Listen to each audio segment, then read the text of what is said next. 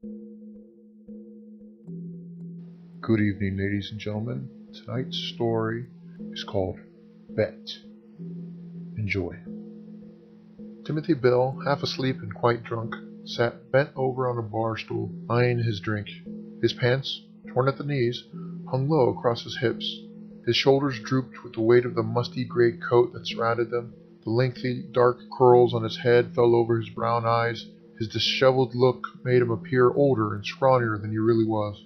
A balding, overweight bartender took note of Timothy and asked, "You want some coffee?"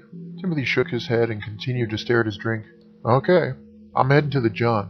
Tell anyone that comes in I'll be right back," the bartender said, stepping out from behind the bar. The young man groaned while nodding his head in reply. He felt awful tonight, more than ever. He had lost his job at the plastics plant a month ago and had to return his girlfriend's wedding ring. He was going to ask her to marry him the day he lost his job, but then he did not have the nerve to ask without employment. Therefore, for a month, he'd been going to interviews, looking for jobs, while his girlfriend supported the both of them. Tonight, however, he was supposed to be at an interview, but his car broke down, and the first place he found was this rundown bar. Timothy decided to leave, and reached for his wallet. "Crap," the young man said, hissing loudly as he discovered his wallet missing. Folding his arms on the bar and laying his head across them, Timothy groaned and his eyes filled with tears. "Damn it, Tim. What's wrong with you?" he asked himself. Suddenly, the front door opened with a gust of wind, and in walked a man dressed as dark as the night. A large black wool coat stretched across his broad shoulders down to his jet black wing-tip shoes. He had his left hand tucked into his coat pocket. The shadow from the black fedora on his head kept his eyes hidden. His lips were pale, and they formed an eerie smile slightly below his pointed nose. Timothy wiped his eyes as the man walked over to him. The stranger had a seat next to the young man and took off his hat, revealing a scarlet-colored head of hair, brighter than any fire. His eyes were no longer obscure. Timothy could see that they were gray as storm clouds. The stranger glanced at Timothy. With a cold, calm voice, the stranger asked, "Where's the bartender?" The young man felt rather uncomfortable by the stranger's proximity, but he replied, "He's in the John." The stranger nodded and glanced around a bit. "What are you? Are you some kind of salesman?" Timothy asked nervously. "No, I'm just a thirsty businessman." "What about you?" "I'm between jobs," Timothy gulped. "At the moment. However, I've got a good feeling. Things are looking up." "You interested in a little bet?" the stranger asked, staring at the young man. Timothy looked the stranger up and down. He sat there quietly for a moment with an awkward smile on his face. Finally, he decided to talk. "I don't have anything to bet with, sorry," Timothy said. The stranger turned away and looked at Timothy's drink. "How about this? I'll bet you $1 million that it will rain in the next 2 minutes." Tim glanced at the man and asked, "What if it does rain? What do you get?" "Why don't you finish your drink and I'll tell you," the man said, taking a golden pocket watch out of his left coat pocket. Timothy swigged the nasty liquor down and wiped his lips. The stranger took note of the time and stood up. "If I win, I get your wife's legs," the stranger said, calmly, coldly. "What, are you sick? I'm not even married." Timothy stopped, thinking for a bit before he continued. "Okay, I'll bet you." Timothy put out his right hand. The stranger grabbed it firmly, squeezing Timothy's hand. The young man felt an immense pressure building as he shook hands, as if the stranger wanted to crush his fingers. Her hands released just then, to the young man's relief. Timothy massaged his hand with his other one. The young man noticed the stranger's smile widen as he looked at his watch again. 20 seconds. Timothy stared at the man, studying his expression. 10 seconds. Seems like you're going to win. Timothy grinned, slightly amused. Had his luck changed? 3, 2... Suddenly, something battered the roof with a volley. A cold liquid bashed the windows and lightning quickly followed. Thunder filled the air, shaking the bar and its contents slightly. Timothy's smile disappeared, his heart sank, stomach twisted, and sweat dropped down his brow. 1. I win, the stranger said with a smirk. Timothy, in shock, spoke. That's impossible. What are you, some kind of weatherman?" "No, I'm just a businessman. It's as simple as that." "What's your business?" The stranger moved closer to the sitting young man. He licked his lips as he placed his watch on the bar. The stranger smirked as he replied, "I'm in the business of relationships." "What?" the hell does that mean? Timothy asked, falling backwards off his stool. He landed flat on his back, his eyes fixed on the stranger. The man calmly reached into his coat and pulled out a crisp $50 bill. He placed it on the bar next to his watch. This should cover your expenses. The stranger paused and then walked over to the exit. Also, the watch is yours. Timothy slowly rose to his feet as the man stepped outside. I'll pick up my payment in a year from now. The door slammed shut, and a flash blinded the young man for a bit. When his eyesight finally returned, the bartender was entering the room. I'm kind of surprised you had the money, the bartender said, smirking as he grabbed the cash from the bar. Is this your watch? Timothy rushed over to the door and threw it open. There was not a single sign of the stranger in black. It was just rain, which fell abrasively across the road. Timothy grew dizzy as if he wanted to vomit. Slowly he knelt down. You okay, mister? The bartender helped Timothy to a stool where he caught his breath and calmed down. The young man did not mention the stranger. He snatched the watch and looked at the time. 1:30 in the morning. He shivered slightly and placed the golden item into his musty coat. You okay, mister? The bartender asked again. Timothy faked a nod and stood up. I'm good. He inched his way over to the exit. Nearing the door, he dusted off his pants and breathed deeply. You want me to call you a cab? Timothy shook his head slightly and moved out the door. Happy Halloween, the bartender hollered as the door slammed shut. The young man shivered again. Timothy fumbled through his keys, searching for his apartment key. He felt exhausted, having drunkenly traveled 12 miles through the darkness and pouring rain in the last 3 hours. Now he stood in front of his apartment door and found what he was looking for and unlocked the entrance. Without hesitation, he shambled into the apartment and closed the door behind him. He struggled out of his pants and jacket, slowly making his way into his room, then fell onto his comfortable bed. Within seconds, he was fast asleep. Timothy awoke to the smell of bacon and a slight hangover. He quickly showered and rushed into the kitchen, half naked. His girlfriend was standing there with a smile, and she noticed him. She held a plate of bacon and eggs in her hands. Mary's brunette hair matched the brown pajama top and bottom she was wearing. Her beautiful green eyes shimmered in the light of the morning sun. Timothy rushed to his girlfriend, hugging her, almost making her drop the plate she still held. Hey, what's the matter? She asked, barely able to put down the breakfast plate. Oh, it's nothing, Timothy said, breathing in Mary's wonderful fragrance. I'm just happy to see you. Mary broke her boyfriend's embrace and playfully pushed him away. Well, I'm glad to see you too. So, how about some breakfast? Timothy nodded and sat down in front of the bacon and eggs. He licked his lips and grabbed a fork. Digging into his meal, he thought about the night before. His memory was hazy, but that did not matter to him. These eggs are great, the young man declared, but quickly he thought of something. Hey, wait a second. What's with the eggs? Why are we eating them? We didn't have any yesterday. I thought we were going to try to save money. Mary grinned devilishly and replied, Tim, dear, hold on to something. Timothy grabbed the table jokingly and stared into Mary's eyes. Timothy, last night I won $1 million. Timothy's eyes widened and his tongue flopped out of his mouth. The young man could not speak. He could hardly breathe. Mary stood up and looked down happily at her boyfriend. Slowly, he started to stand and the young woman dove into Timothy's arms. He lifted her off her feet and spun her around. Then they kissed fervently for what seemed like forever. I can't believe it, Timothy paused, placing Mary on her feet. We won $1 million? Mary kissed Timothy again and added, Actually, I won $1 million. They embraced again and laughed.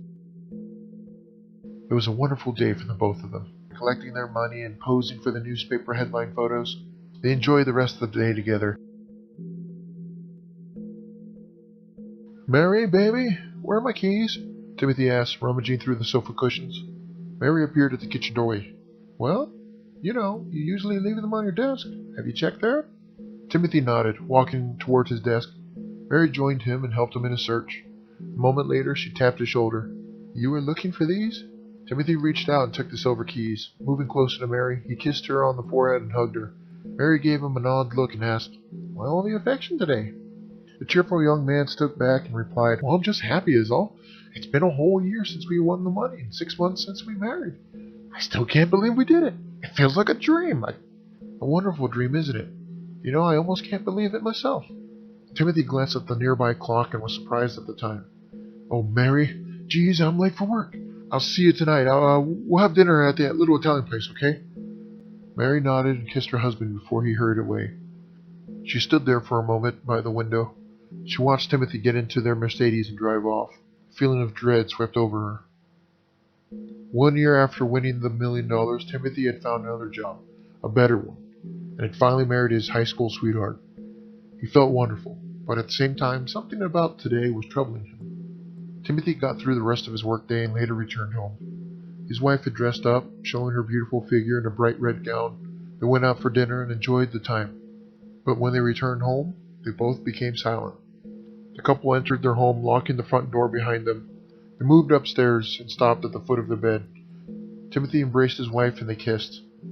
Timothy noticed tears forming in Mary's eyes, so he asked, "What's wrong, sweetheart?" She shook her head and kissed him again. This time they stayed in their embrace longer than ever. Timothy moved Mary towards their bed and laid her down. "Give me a second, okay, honey?" he said, moving away from his wife. The young man opened a drawer and searched quickly for an item. Instead, he found a gold watch he had received the year before. It shocked him for a moment because he had thought it had all been some crazy dream. The hands showed 1:30 on the golden watch's face. "Mary, where did this," he choked up a bit, "watch come from?"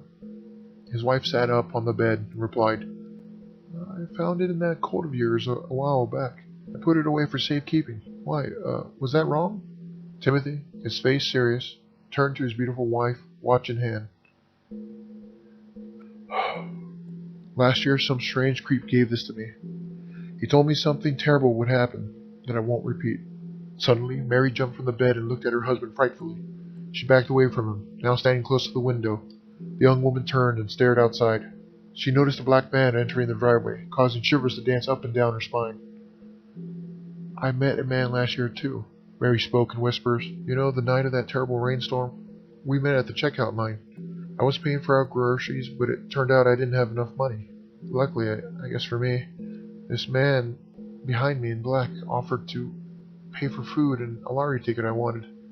I declined the offer at first, but he insisted. Well, he paid and walked me to my car.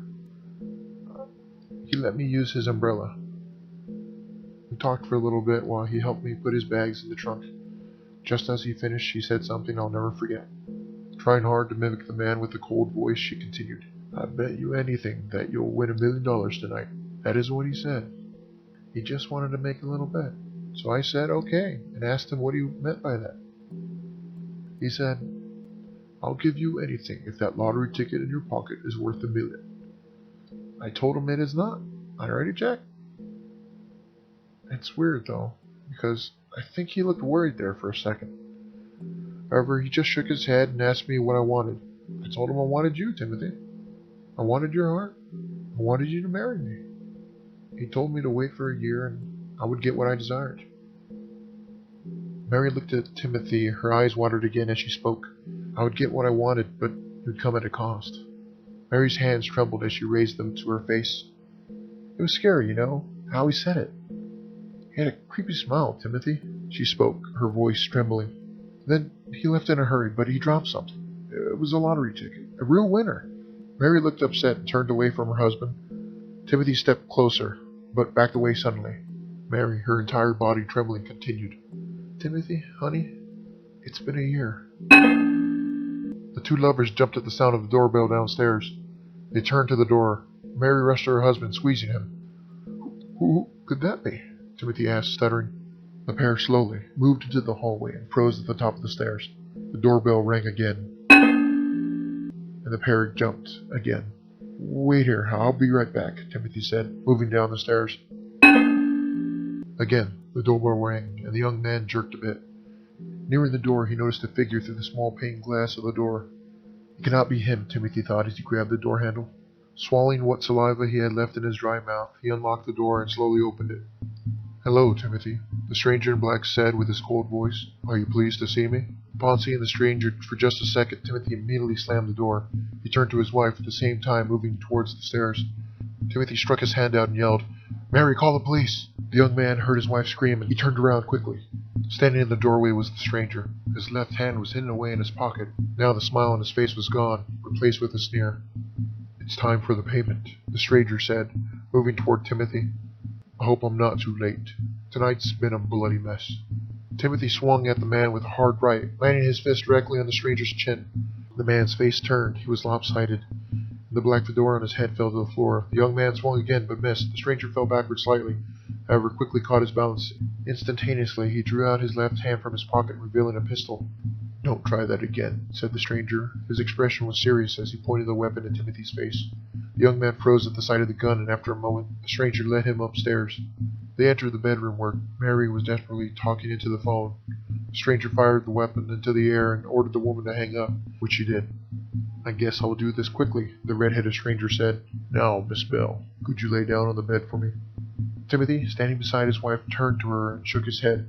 She waited a second, noticing the stranger aiming at her husband, and then she lay down. Lying perfectly still, she watched the man unbutton his large dark coat. The inside of the coat revealed several arched blades, which shined as the moonlight struck them. "Timothy, sit down." The man pointed to a chair in the corner and continued, "This won't take me but a moment." Suddenly, Timothy dove at the stranger, but the redhead was quicker. The stranger drove a knife into the young man's stomach and held him up. Mary screamed as the man shoved her wounded husband to the ground. She dashed for the door and slammed it shut. "Don't run, Mary, my dear," the stranger said, quickly opening the door. "Your husband made a bet with me. Now it's time for my payment." Mary hurried down the stairs, but tripped as another gunshot rang out. Striking her head hard with the wall and the floor, she passed out. She awoke a few minutes later, tied to the bed, still feeling woozy. "You shouldn't feel any pain for a few hours," the stranger said, smirking devilishly. The redhead placed two slender yet familiar objects under his coat. He lifted the lifeless young man and slowly started to drag him away from the bed. Mary cried as she asked, "Who are you?" The stranger paused with Timothy's body in his hands. "I'm just a businessman. It's as simple as that." Then he continued to drag Timothy's body out of the room, and Mary passed out again. Outside, the stranger dropped the young man on the ground for a moment. He opened the back of his van, revealing two naked figures in the back. Their skin looked ashen with white, ghastly eyes. They moaned and reached out for the stranger, but they could not move far. Their necks had shackles that chained them to the walls of the vehicle. "I brought you something, my children," the stranger said, lifting Timothy and placing him in the back of the van. He closed the door shut and walked to the driver's side door. He noticed the other figure in the passenger seat and smiled. Entering the van and placing a key into the ignition, the dark figure placed a hand on the stranger's shoulder. "Don't worry, Sin, my wife," the stranger said, smiling. "I brought you what you wanted." The pale woman leaned towards the man and kissed him with her cold blue lips. The stranger pulled a pair of legs out from under his large auburn-colored coat and handed them over. The woman let out a happy groan and looked down at the stubs that were her legs. She glanced back, noticing the two creatures behind her in the back of the van, her sons, tearing into the flesh of their next meal. Timothy's dead eyes stared back at her. The stranger started the van and drove away. A few moments later, half a dozen police cars arrived at the Bell's residence. They noticed the open front door and entered the house. They moved up the stairs, guns drawn, cautious, and found Mary Bell where the stranger had left her. The police were horrified to find the young woman, legless and bleeding, staining the bed a scarlet color. However, the worst thing was finding a note which read, "A wise man told me once, never make a bet you cannot win. It's too bad for the both of you. Timothy could not resist that temptation. Yours truly, Padre Muerte. P.S. I'm sorry about your legs, my dear. I did leave you something. Please, check under your pillow." After an ambulance took Mary away, the police searched the bed.